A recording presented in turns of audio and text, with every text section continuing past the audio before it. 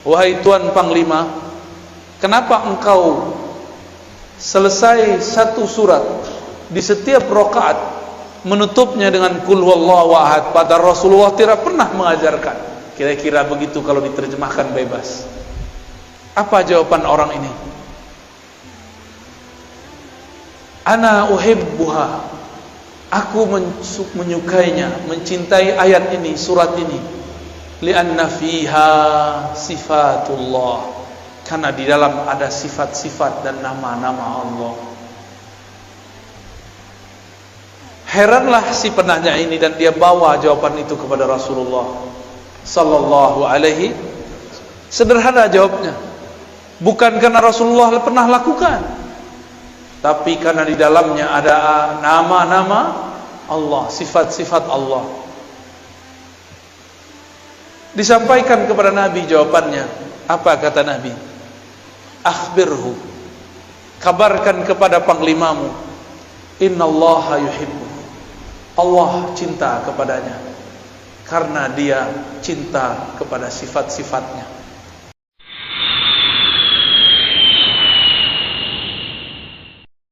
Asyhadu an la ilaha illallah wa asyhadu anna Muhammadan abduhu wa rasuluh. Allahumma salli wa sallim wa barik ala habibina sayyidina Muhammad wa ala alihi wa ashabihi wal mahdi khalifatihi wa sallim. Allahumma bika asmahna wa bika amsayna wa bika nahya wa bika namut wa ilayka an-nushur. Bismillahilladzi la yadurru ma'a ismihi syai'un fil ardi wa la fis samaa wa huwa as-sami'ul 'alim. نعوذ بكلمات الله التامات من شر ما خلق. اللهم إنا نسألك العفو والعافية في الدين والدنيا والآخرة، ونسألك أن تخرجنا من ظلمات الوهم والجهل إلى المعرفة والعلم. آمين يا رب العالمين. Bapak Ibu jemaah subuh yang diberkahi Allah, Nabi selalu mendoakan umatnya yang bangun di subuh hari dengan mengatakan al-barakatu li ummati fi bukuriha, keberkahan bagi umatku yang bangun pada subuhnya, yang segera menghidupkan paginya. Semoga kita termasuk hamba-hambanya Allah, umat Rasulullah yang mendapatkan keberkahan pagi. Cobalah pandang, cobalah lihat sekeliling kita, siapa yang Allah takdirkan ia bangun subuh hari, Allah berkahi hidupnya, Allah berkahi badannya, Allah berkahi keluarganya. Kecuali yang kemudian hidupnya di luar sunnah Nabi sallallahu alaihi wasallam. Hatta kalaupun itu non muslim, hatta walaupun itu orang-orang yang tidak beriman, jika dia bangun di subuh hari walaupun cuma untuk berolahraga, Allah berkahi tubuhnya dengan kesehatan. Dan jika dilanjutkan, disempurnakan, bangun di subuh hari, bergerak, sujud kepada Allah, dia diberkahi dengan kolbu yang selamat, kolbun salim. Semoga Allah menjadikan kolbu yang hadir pagi ini kolbun yang salim. Amin ya rabbal alamin. Salim, selamat. Salah satu makna selamat adalah al-bara'ah, terbebas dari akidah yang menyimpang. Materi kita pada pagi ini insyaallah tentang sesuatu yang membuat hati tenang insyaallah, mengenai akidah Ahlus Sunnati wal Jamaah. Suatu kali Nabi ditanya, wahai Rasulullah, siapakah kelompok yang selamat itu? Nabi mengalamkan sebelumnya, sataftariku ummati ala 73 firqah, umatku akan terpecah menjadi 73 golongan, semuanya masuk neraka, kulluha finnar illa firqah wahidah, kecuali satu kelompok. Man hiya ya Rasulullah? Nabi ditanya, siapakah mereka wahai Rasulullah? Nabi menjawab, ma ana alaihi wa ashabi, yaitu kelompok yang ana alaihi, aku menjadi imamnya, aku menjadi orang yang dia ikuti. Wa ashabi, jika dia tidak bertemu aku, dia mengikuti sahabat-sahabatku. Inilah yang disebut bersanad, berguru. Lalu apakah yang Nabi ajarkan kepada para sahabat? Bertahun-tahun lamanya Nabi hanya diturunkan surat Al-Ikhlas, Qul huwallahu ahad. Sebelum ada perdebatan sifat 20, sebelum ada perdebatan tauhid, uluhiyah, rububiyah, asma wa sifat, belum ada semua itu. Nabi diberikan yang sempurna dan sederhana. Walaupun saya penganjur untuk belajar sifat 20, tapi kalau Bapak Ibu susah memahaminya, saya berikan jalan yang lebih mudah. Mau? Mungkin di beberapa kajian sudah ada yang mengamati. Itulah yang ada dalam Qul huwallahu ahad. Suatu kali ada seorang panglima Rasulullah sallallahu alaihi wasallam diperintahkan untuk memimpin perang sekaligus memimpin salat. Setiap satu rakaat, 2 rakaat, di akhir rakaat dia selalu membaca Qul huwallahu ahad. Para sahabat merasa aneh. Rasulullah tidak pernah lakukan itu, kenapa dia lakukan?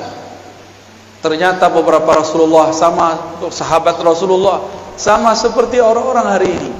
Kalau Nabi tidak lakukan bid'ah. Ternyata panglima ini lebih cerdas, tidak hanya strategi, dia juga cerdas secara fikih, cerdas secara rohani. Meskipun dia tidak melihat Rasulullah melakukan ini, menutup setiap rakaat dengan Qul huwallahu ahad, tapi dia lakukan. Disinilah kita tahu bahwa tidak semua yang tidak Nabi lakukan itu bid'ah. Pulang dari perang, hadis Sahih Bukhari, Kitabut Tauhid, bab tauhid dalam Sahih Bukhari. Sahabat pemimpin panglima perang ini dilaporkan kepada Rasulullah oleh pasukannya, berharap ini pasukan si panglima disidang. Biasa ada karakter sampai saat ini ada yang begitu, suka melapor-laporkan orang, suka mengadu-adu orang. Tapi sahabat yang ini bukan ingin mengadu, ingin mengkonfirmasi benarkah yang dilakukan oleh pemimpinnya. Sampai kepada Nabi, Nabi kemudian bertanya kembali, tanyakan kepada panglimamu, kenapa ia membaca Qul huwallahu ahad di setiap rakaat. Jangan tanya kepadaku. Walaupun Nabi secara rohani diberitahu oleh Allah, tapi Nabi tidak berhukum dengan hukum yang sir. Nabi tidak berhukum dengan hukum gaib. Nabi tidak berhukum dengan hukum firasat. Nabi tidak berhukum dengan hukum kasyaf. Nabi berhukum dengan hukum zahir. Tanya sahabatmu, panglimamu, kenapa ia menutup setiap rakaat dengan kulhu? Karena orang ini mau cari tahu, maka Nabi SAW langsung berikan dia tugas. Datanglah dia kepada panglima. Wahai tuan panglima, kenapa engkau selesai satu surat di setiap rakaat menutupnya dengan Qul huwallahu ahad, padahal Rasulullah tidak pernah mengajarkan? Kira-kira begitu kalau diterjemahkan bebas. Apa jawaban orang ini? Ana uhibbuha, aku menyukainya, mencintai ayat ini, surat ini. Lianna fiha sifatullah, karena di dalam ada sifat-sifat dan nama-nama Allah. Heranlah si penanya ini, dan dia bawa jawaban itu kepada Rasulullah sallallahu alaihi. Sederhana jawabnya, bukan karena Rasulullah pernah lakukan, tapi karena di dalamnya ada nama-nama Allah, sifat-sifat Allah. Disampaikan kepada Nabi jawabannya. Apa kata Nabi? Akhbirhu, kabarkan kepada panglimamu, innallaha yuhibbu, Allah cinta kepadanya, karena dia cinta kepada sifat-sifatnya. Merinding sahabat ini. Disampaikan kepada Tuan Panglima. Panglima pun terharu. Maka meresapi membaca Qul huwallahu ahad itu cukup. Seandainya Bapak Ibu tidak faham sifat 20, tidak masalah. Karena inti sifat 20 adalah menjelaskan surat Al-Ikhlas. Paham Al-Ikhlas, paham sifat 20. Paham sifat 20, paham Al-Ikhlas. Inilah akan jadi oleh-oleh pada pagi ini untuk saudara-saudara yang hadir. Cara meyakini, mempercayai Allah secara mudah. Semudah kita membacanya dan menghafalnya. Mau ya? Pertama, Qul, katakan hai Muhammad, huwa Allah ahad. Udah 3 ya. Huwa Allah ahad. Huwa bahasa Arab artinya dia. Biasanya kata dia disebut sebagai kata ganti ketiga. Digunakan pada kalimat kedua. Tapi sekarang atau pada kata-kata kedua, yaitu kata ganti setelah ada nama yang jelasnya. Ahmad membaca buku. Titik. Dia mau ujian. Dia ditulis setelah Ahmad. Sekarang dibalik. Qul huwa Allah ahad. Katakanlah hai Muhammad, dia dulu. Allah ahad. Apakah Allah salah? Mungkinkah Allah salah? Siapa yang mengatakan Allah salah, dia kafir. Apakah Nabi Muhammad lupa? Yang mengatakan Nabi Muhammad lupa, dia fasik, zindiq, bahkan bisa kafir. Jangan-jangan kita yang tidak mengerti ilmunya. Mengatakan huwa di depan nama yang zahir berarti huwa pada Allah bukanlah nama ganti, bukanlah kata pengganti. Huwa pada Allah adalah nama. Huwa pada Allah adalah nama. Lebih dulu huwa daripada Allah, sehingga disebutlah huwa ini adalah nama. Nama untuk menghilangkan selain namanya. Oleh karena itu ahli-ahli zikir tidak mempermasalahkan kalau berzikir hu Allah. Allah itu lafaznya dari alif lam lam ha, akhirnya adalah hu. Hu berarti dia juga. Lalu waw itu untuk apa? Waw ini disebut waw tambahan zaidah. Asalnya waw itu tidak ada, lalu diadakan dalam bahasa Arab. Maka menjadi huwa. Sebenarnya boleh dibaca hu Allah. Berat nggak? Bisa ngikuti? Ya. Hu. Apa yang terjadi di situ? Ada nafas yang dibuang, benar nggak? Hu Allah.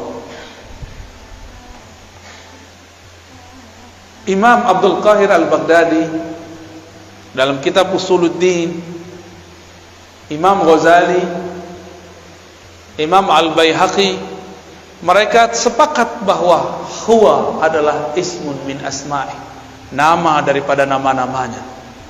Namun orang-orang yang tidak mengerti mengatakan, apa itu zikir hu? Hu itu nama. Allah mengatakan, qul ud'ullah aw ud'ur rahman ayyaman tad'u falahul asma'ul husna. Panggillah Allah, panggillah Rahman, atau dengan mana-mana nama engkau boleh memanggilnya. Jika huwa adalah bagian dari namanya, maka hu boleh dijadikan panggilan. Maka jangan heran Imam Ahlus Sunnah Abul Hasan Asy-Syadzili, siapa namanya? Abul Hasan Asy-Syadzili, salah satu wali kutub di zamannya. Dia berzikir dengan salah satu nama, Yahu, Yahu. Wahai yang menyebut dirinya dia, wahai yang menyebut dirinya dia. Ternyata di agama sebelumnya, agama Yahudi, mereka tidak boleh menyebut nama Allah El, Mereka diperkenankan hanya menyebut nama Yahu, Yahweh. Sama. Yahweh bahasa Ibrani, Yahu bahasa Arab. Allah, Al itu bahasa Ibrani Suryani. El berarti Tuhan yang maha sempurna. Alif Lam berarti kesempurnaan. Jadi lafaz Allah itu sudah lafaz yang sangat umum dalam semua bahasa yang pernah ada. Bapak saudara yang makan Allah, itu baru hu. Kalau diteruskan panjang lagi. Saya kalau sebut dia, apakah dia dapat dilihat oleh mata? Dia manusia. Dia huwa. Apakah dia dapat dilihat oleh mata? Tidak. Apakah bisa disentuh? Tidak. Maka huwa bermakna dia yang maha suci daripada sifat jismiyah, sifat kebendaan. Allah bukan benda. Benda itu ada benda kasar, ada benda halus. Meja ini benda kasar, Pak. Cahaya lampu, cahaya matahari itu benda halus dalam bahasa Arab. Jismun. Tiada benda kecuali bertempat. Allah huwa bukanlah benda. Itulah maknanya. Jika Allah bukanlah benda, maka kita tidak perlu mentakwil istawa. Istawa alal arsy, istawa bersemayam di atas arsy. Karena dia bukan benda, pastinya bukan menempati arsy. Karena dia bukan benda, dia tidak memerlukan arsy. Arsy yang memerlukan dia. Jika disebut yanzilu Rabbuna, Rabb kita nuzul, turun. Karena dia bukan benda, turunnya bukan dari atas ke bawah. Disebut dalam Al-Quran yadullah fawqa aydihim, tangannya di atas tangan mereka yang berbaiat. Karena dia bukan benda, maka tangannya bukan tangan ini, bukan juga tangan khayali, tapi hanya dia yang tahu maknanya. Inilah yang dikatakan oleh Imam Salafus Saleh, Imam Malik, Imam Syafi'i, Imam Ahmad, yang kemudian disalahartikan oleh sebagian kelompok. Apa kata imam-imam tersebut? Imam Syafi'i sebagaimana diriwayatkan oleh Imam Al-Baihaqi mengatakan, ala ma aradahu Allah wa rasuluh, istiwa, nuzul, yadun, tangan dan lain sebagainya, sesuai dengan yang Allah maksud, bukan yang engkau maksud. Apa maksud Allah? Ada yang tahu? Allah merahasiakannya, membayangkannya sama dengan membayangkan zatnya, dan itu adalah akidah yang batil. Ada orang bilang jangan bayangkan zat Allah, tapi dia membayangkan Allah duduk tanpa sengaja. Jangan bayangkan Allah, tapi dia tanpa sengaja membayangkan Allah turun dari aras ke bumi. Berarti dia main-main dengan kata bayang, membayangkan. Jika Allah itu bukan benda, bisakah dipikirkan? Gak bisa dipikirkan. Dia hanya bisa dirasakan. Berat gak? Baru pagi-pagi udah digoreng nih otaknya nih, tapi ruhnya seneng, Pak. Makanya gak tidur kan? Padahal ngantuk tuh. Itu jiwanya senang sekali itu. Ini yang aku cari. Baru huwa Allah. Allah itu ada alif lam. Alif lam pada Allah itu artinya Sang Maha Sempurna, pemilik semua kesempurnaan. Sang Maha Indah, pemilik semua keindahan. Itu mana dari Allah. Dan orang kalau baca Allah, apa yang terjadi? Mulutnya kebuka nggak? Nafasnya keluar. Maka orang-orang yang sering baca ya Allah, bebannya akan hilang. Bebannya akan ringan, karena Allah lepaskan dengan namanya. Tiadalah nama Allah masuk pada suatu kolbu, melainkan kolbunya lebih bercahaya dan berkualitas. Kolbunya menjadi berat, jika dihisap lebih berat dari langit dan bumi. Makanya kolbu-kolbu wali-wali Allah dipenuhi dengan namanya Allah. nafasnya dipenuhi namanya hu, maka tiada lagi dalam diri orang ini. Dari nafas sudah ada hu, dalam darahnya sudah ada Allah, lafaz Allah. Kalau demikian, maka syaitan tidak dapat mengganggunya. Meskipun tubuhnya bisa dikuasai, tapi kalbunya menjadi singgasana Allah Subhanahu wa ta'ala.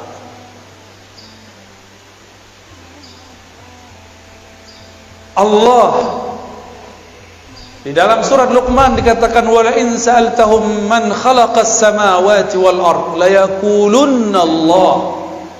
Jika engkau bertanya kepada orang-orang kafir, orang-orang musyrik, maksudnya musyrik Makkah, siapakah yang menciptakan langit dan bumi? Mereka akan menjawab Allah. Berarti musyrik Mekah pun tahu bahwa pencipta langit dan bumi adalah Allah.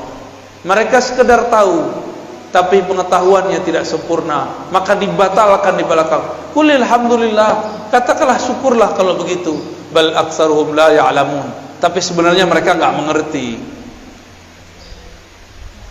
Sayang, ayat ini untuk orang kafir dan musyrik, tapi oleh kawan kita sebelah digunakan untuk orang sesama muslim. Mereka mengatakan para sufi, para orang-orang Asy'ari sama akidahnya dengan orang musyrik, percaya Allah pencipta tapi tidak menyembahnya.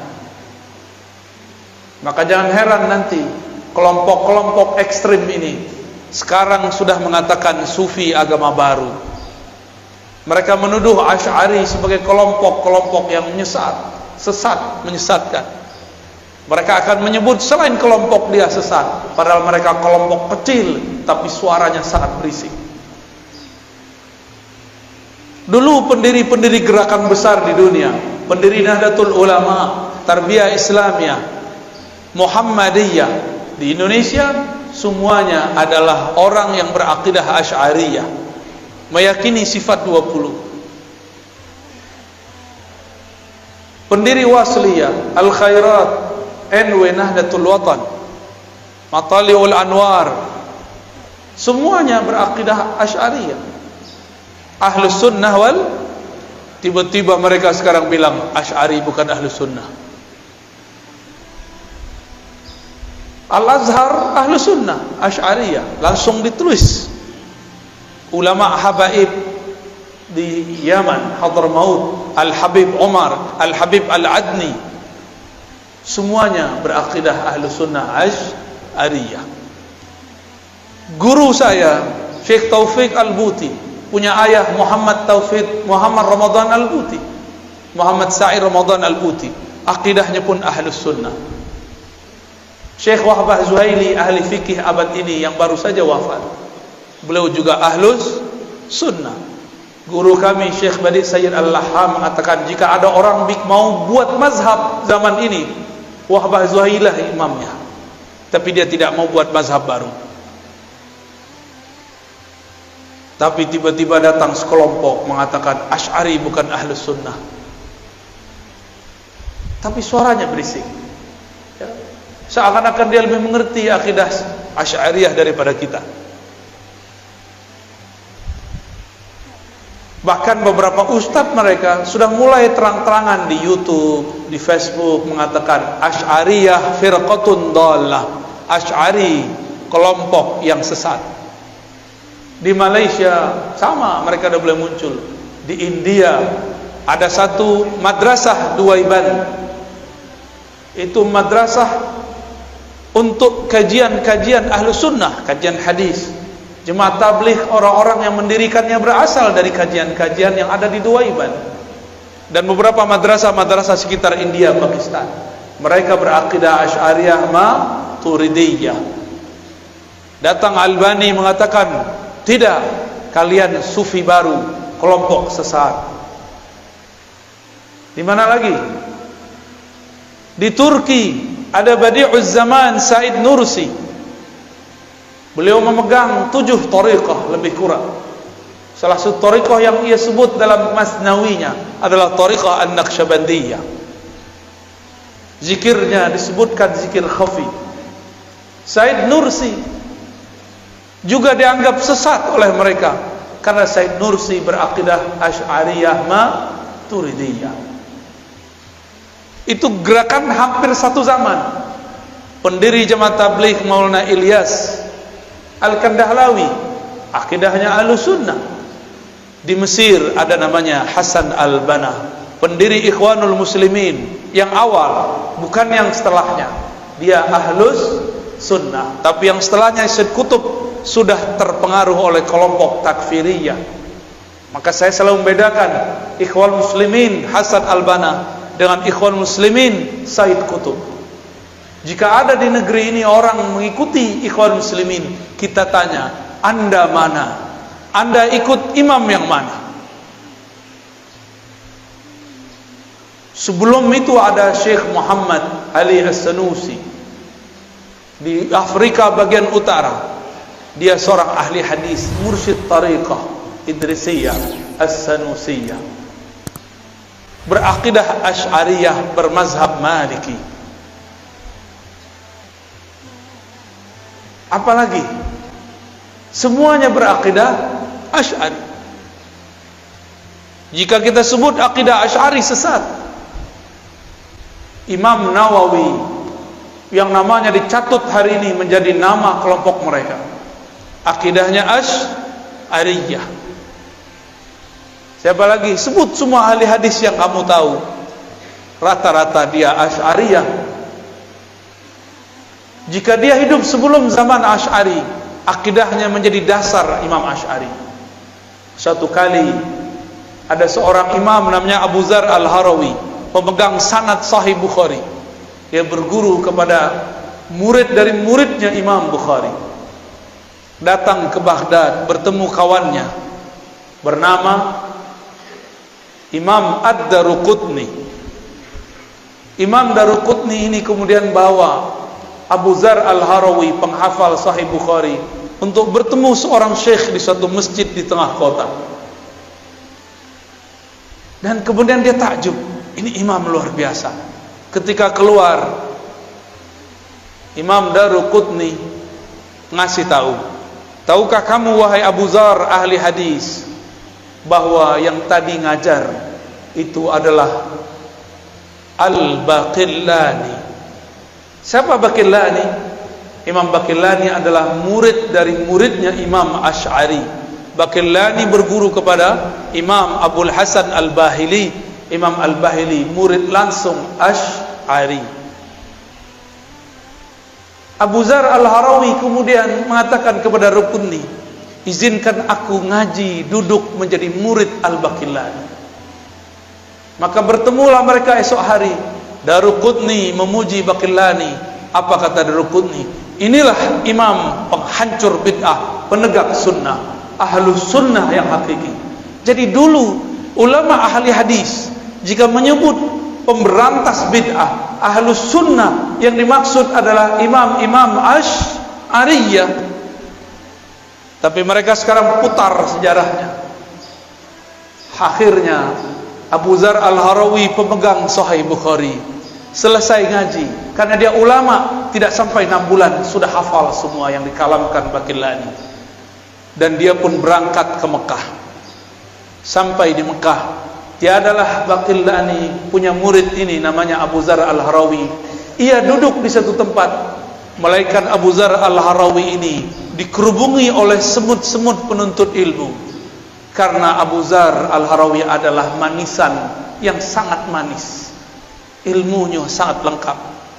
Belajarlah banyak orang kepada beliau, belajar Sahih Bukhari plus akidah Imam Asy'ari. Inilah perkembangan nyata, sejarah nyata dalam umat Islam, bahwa Sahih Bukhari diajarkan bersamaan dengan akidah Asy'ariyah.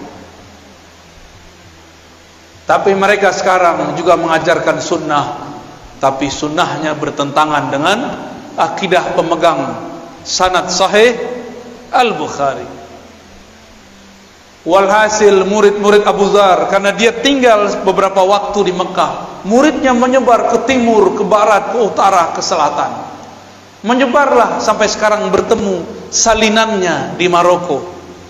tempat UAS dulu pernah kuliah.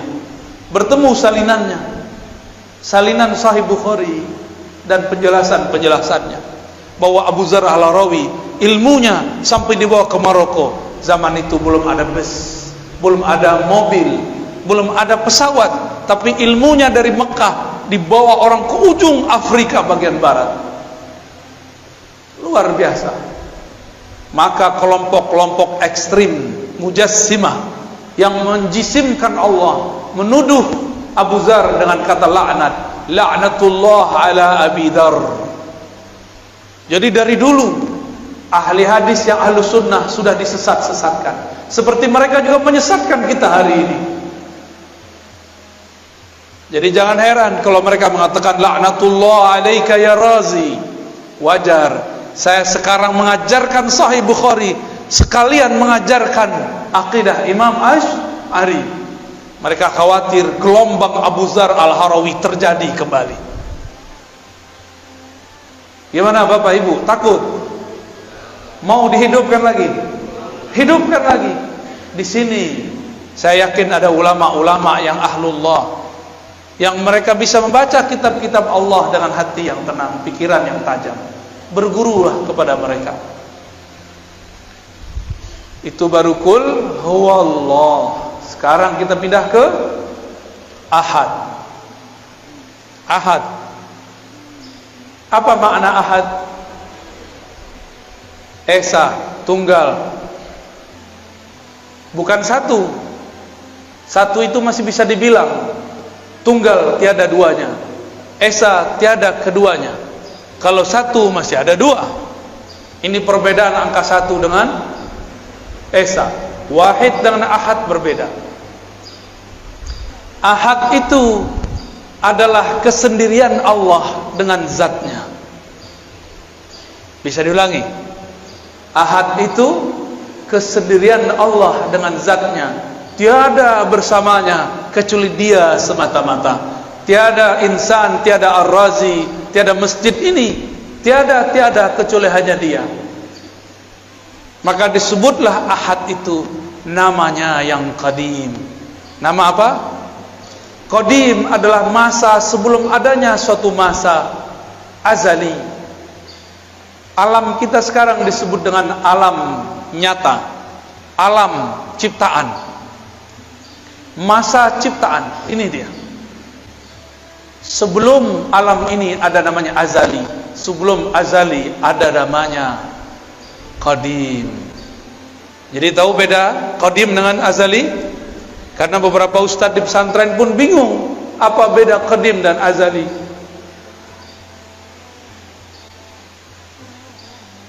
Allah itu qadim, sebutannya ahad, hanya Dia sendiri. Qadim berarti ma la yasbikuhu ahadun, ma la yasbikuhu adamun. Allah yang tidak pernah tidak ada. Tidak pernah tidak ada. Negatif kali negatif positif. Tidak berarti iya. Tidak pernah tidak ada berarti selalu ada. Negatif kali negatif positif. Itu makna dari qadim.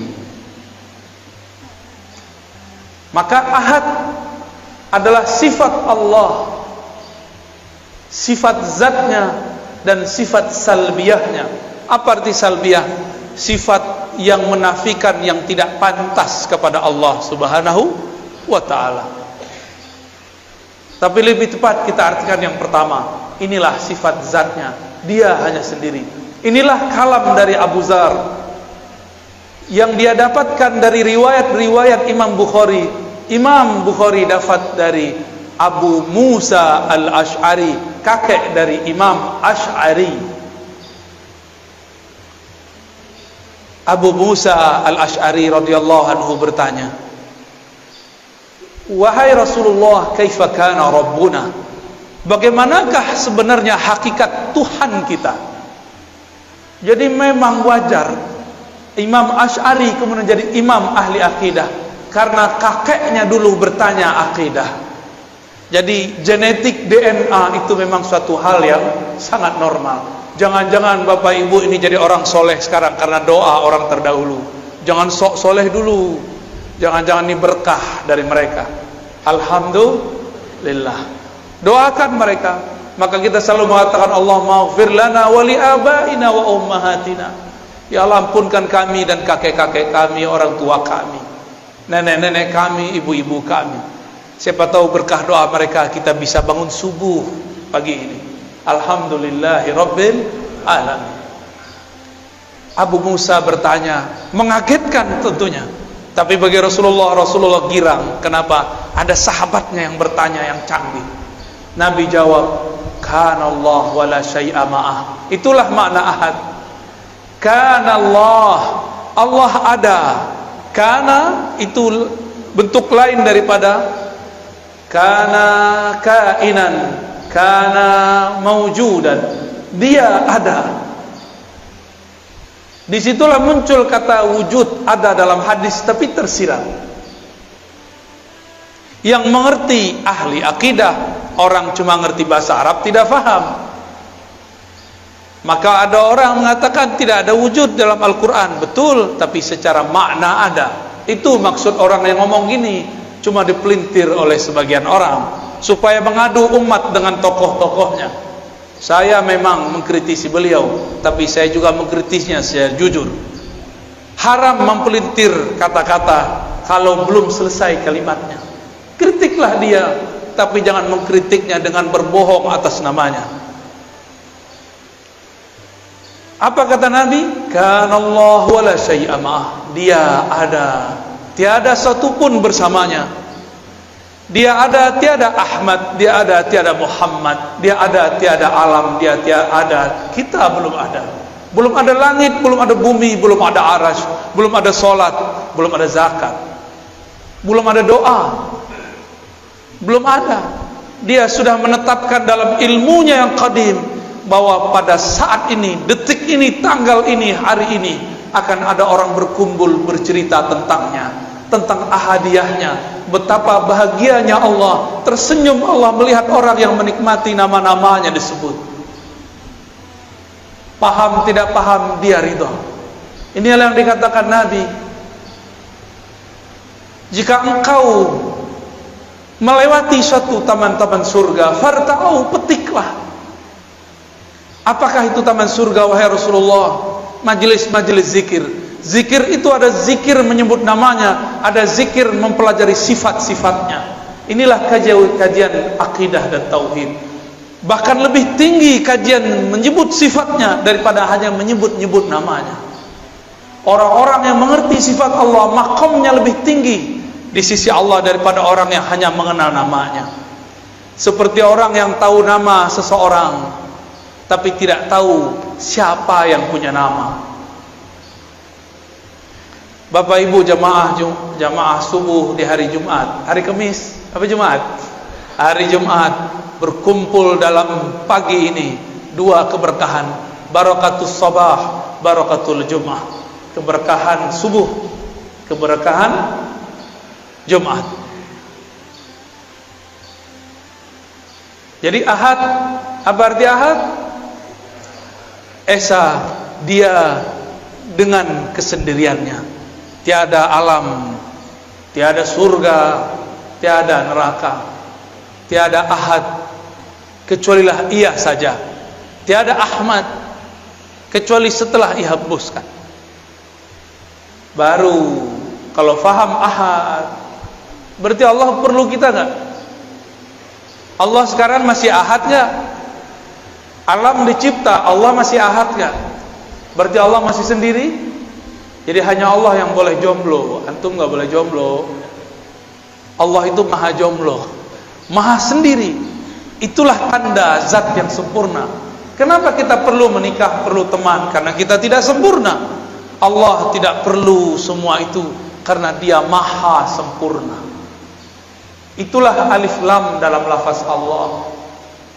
Kenapa saya jatuh cinta? Karena saya tidak sempurna. Saya butuh objek yang dicintai dan butuh orang yang mencintai.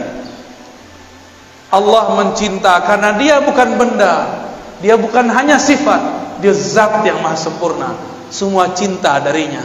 Jika disebut dia mencintai seseorang, mencintai sekelompok, berarti Allah memberikan, memancarkan kesempurnaannya kepada orang itu. Bukan berarti Allah memerlukan orang itu. Itulah beda kata cinta pada Allah dengan cinta pada kita.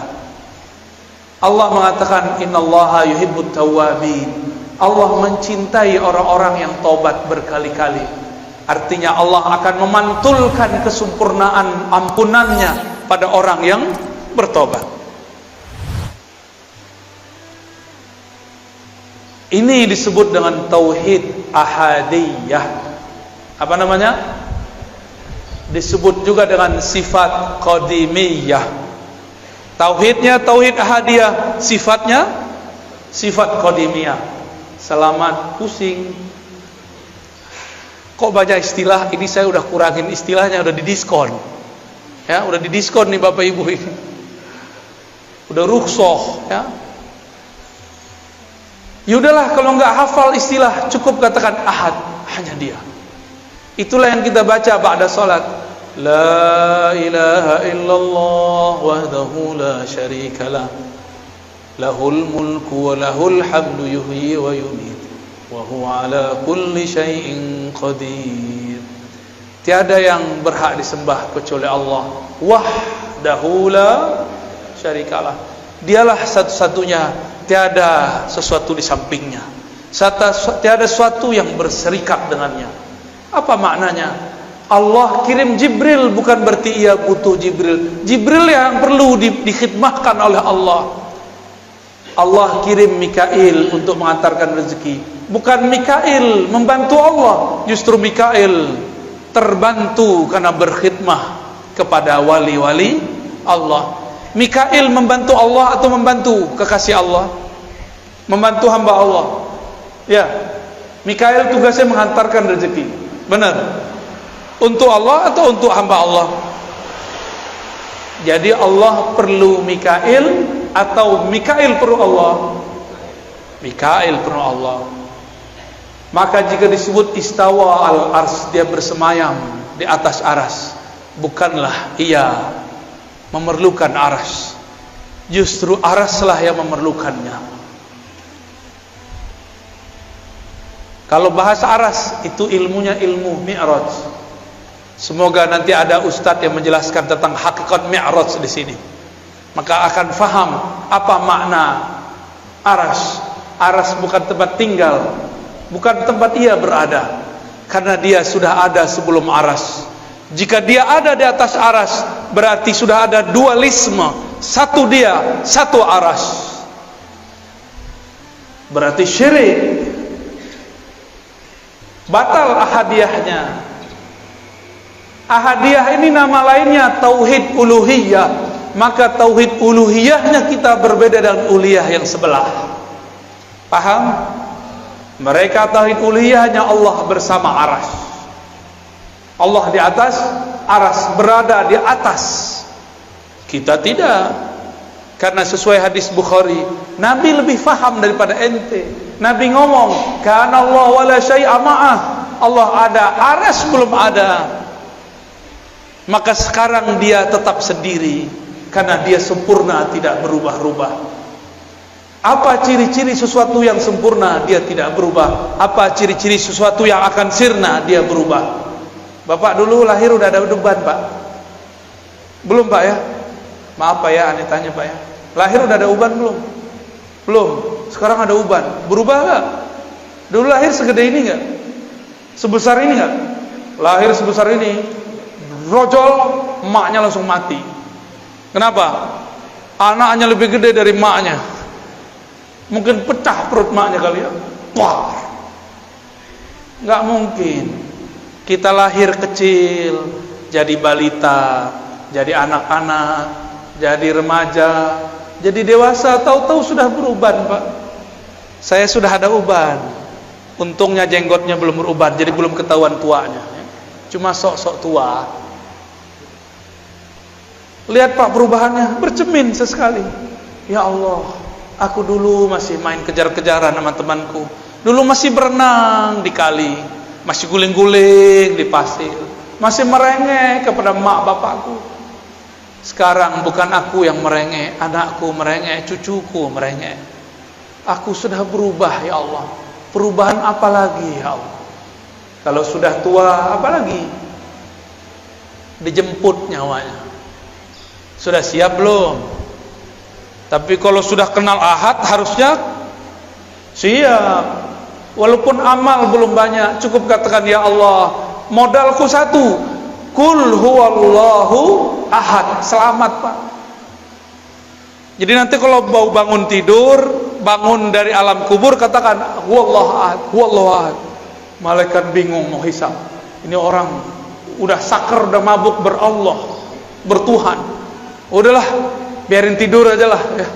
Temannya Allah, ahlullah, aulia Allah. Maka biasakan sebelum tidur baca qul huwallahu ahad.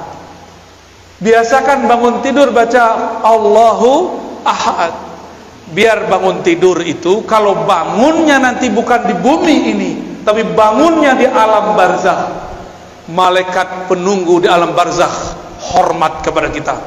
Wow, ada panglima, ada jenderal wali-wali Allah masuk ke tempat kita. Ayo kita sambut. Mau tidur wajib baca qul, bangun baca Allah ahad, Allah ahad, baru baca doa ya. Bapak nggak percaya nanti protes kalau udah meninggal ya. Gimana cara protesnya? Bisa Pak, datangin saya lewat mimpi. Kalau diizinin, biasanya nggak diizinin Pak. Cukup kata malaikat. Malaikat mau nanya, man rabbuka? Kita udah bilang Allah ahad, Allah ahad, Allah ahad, Allah ahad. Bingung malaikat mau nanya, ilmunya lebih tinggi dariku, kata malaikat. Ntar Mungkar Nakir itu tugasnya cuma mengatakan man rabbuk, man nabiyuk, siapa Rabbmu, siapa nabimu. Dua aja tugasnya. Tapi sebelum itu lamanya bukan main.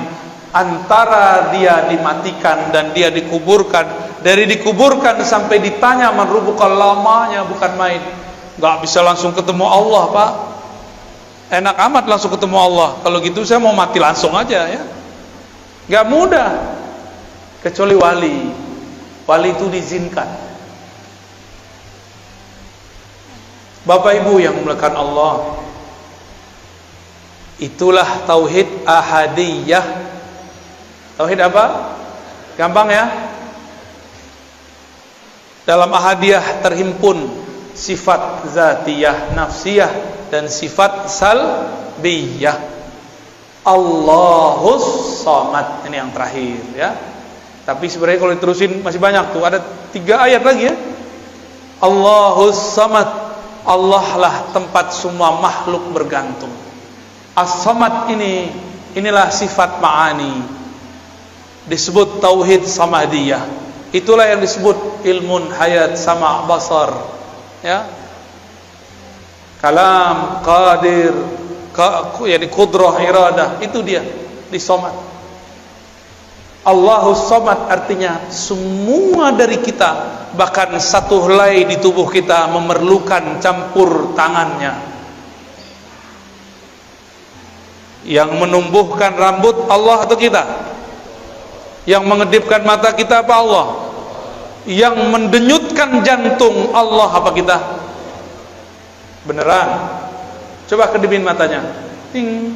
Tuh, nggak kedip. Kedipin matanya, Pak. Bisa? Tuh, jadi kaku kan? Selama ini antum sadar atau tidak mata berkedip? Nggak sadar kan? Itu yang sadar Allah. Jadi kita udah lupa sama mata kita, Allah nggak lupa untuk menggerakkan mata kita. Coba tanya dokter, kalau mata nggak kedip gimana? Rusak mata kita. Ingat nggak Pak, jantungnya denyut, berdetak? Nggak ingat. Kita nggak sempet hatta tanya tuh dokter, Pak dokter, Bu dokter, kamu ngurus jantungmu nggak? Bilang ke jantungmu, tung, berdenyut yang biasa dong. Pas ketemu kekasih, dia deg-degan, duh. Kita ngomong ke jantung, tung, yang tenang tung, gak bisa, dia bergerak terus.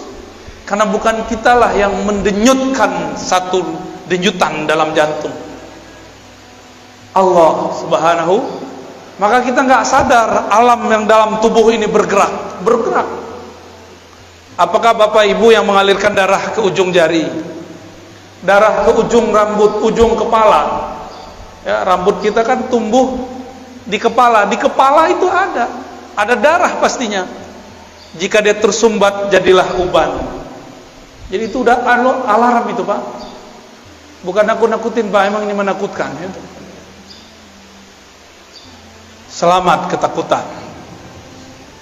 Allahus Samad. Jangankan alam semesta ini, tubuh yang kecil ini 100% semua adalah pancaran dari Samadnya. Maka kita ini tiada hidup kecuali karena Allahus Samad. Dalam As-Samad itu adalah berkata kun. Jika dia berkehendak, dia berkata kun. Dua sifat ini, ahadiyah, samadiyah, itu gabungan jadi sifat 20. Gampang toh?